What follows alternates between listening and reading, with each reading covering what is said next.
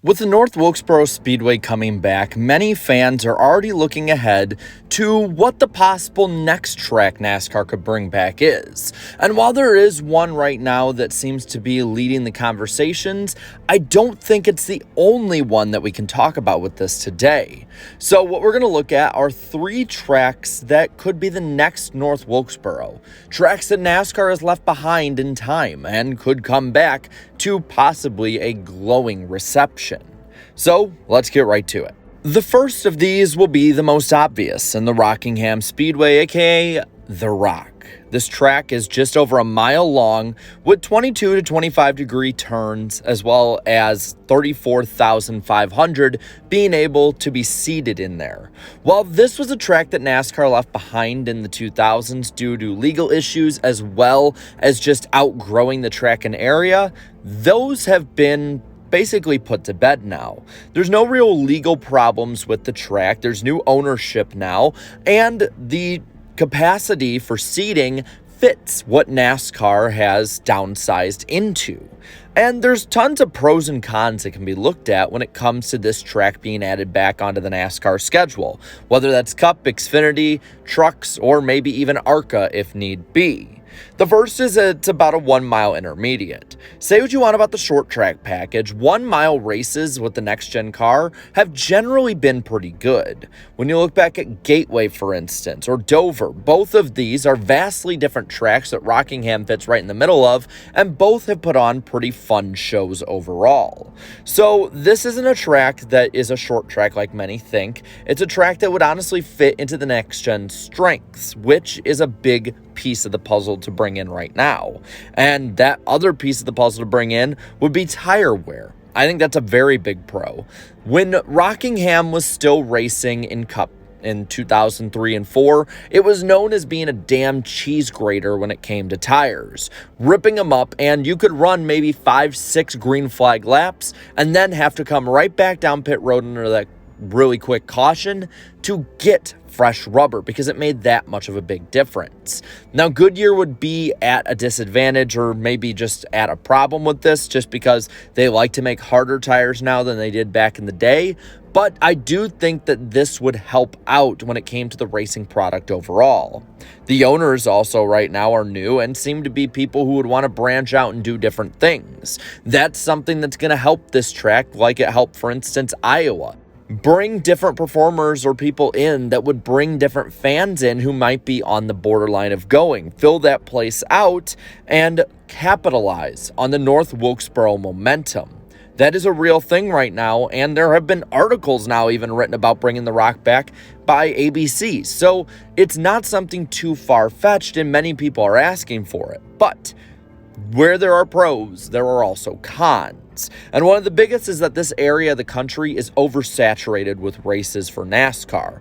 Just look in the Carolinas and surrounding areas like Virginia and Tennessee, and you can see why. You have Charlotte with 2 races right nearby, North Wilkesboro with the All-Star race nearby, Martinsville, which is right near the border of Virginia and North Carolina with 2 races, Richmond, Virginia with 2 races, Darlington with 2 races, and Bristol, whether with dirt or the night race with 2 races as well. And there are plenty of other tracks that are still surrounding that area as well. So bringing in Rockingham would only oversaturate this further with a market and a fan base that is not as big as it used to be and may not be able to support it, both attending and maybe even TV-wise. Now, also, the old school base is gone. We saw with the news today that North Wilkesboro's ratings were down compared to Texas Motor Speedway. While this would bring, in theory, a lot of older timers back, a lot of new fans don't have the connection to North Wilkesboro. There are drivers today that are competing who were born after the last Rockingham race. So it's not a guarantee that these old fans come back, and if the only memory they have is the failed stint in 2012, 13, 14 area, well, then they're not really going to care. And one of the biggest cons for it is it's not owned by a big corporation like SMI or ISC, so there's less of a cut for either of them to go into this, and that's going to decentivize it probably for NASCAR. Next up is the Kentucky Speedway.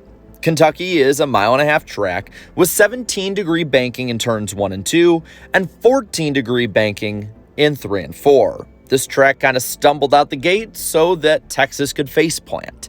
It seats 69,000 nice people into it, and it would be on the larger side attendance-wise of modern NASCAR. And this one as well does have some pros and cons. One of the biggest pros is the next-gen car at mile and a half. It's been no secret, mile and a half races are probably at this point the best races put on since the new car was debuted last year. And many argue that Kentucky would have its best race ever with this new car, especially with an aging surface that had since been kind of new when it was raced last. Also, there were some good finishes at the end that gives some great nostalgia in the recent years to many fans and may paint Kentucky in a better way than many had remembered it being. Also, it's an SMI run track like North Wilkesboro, so they have experience in bringing tracks back and making it a big deal. While there's not 27 years of history leading up to it of the track wanting and longing to be back on the schedule the way that North Wilkesboro was, it is a track that has a cult base to it. The area around it in Ohio and Indiana and Kentucky and Tennessee does really want this to come back, and I've seen more and more people requesting it in recent years. But there are some major cons with Kentucky Speedway coming back. Number one was that it was extremely disliked before. It had really subpar racing. It was a track that was kind of in the middle of nowhere for a lot of people. And then you add all of that on top of the fact that it was a complete disaster from the get-go with the parking problems. And you have a track that maybe some are looking at with rose-colored glasses. It would also take up a bit of a market that SMI is trying currently to fill with a much bigger city being the subject of it, with Nashville, with the fairgrounds.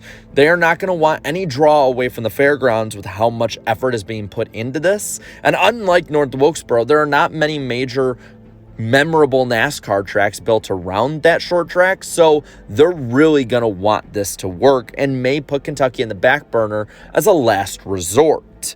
And then, well, the racing still could suck. That's a real possibility. And last, but certainly not least for me at least, is the Chicagoland Speedway. This track is another mile and a half track with 18-degree turns, and on top of that, it has a seating capacity of 47,000.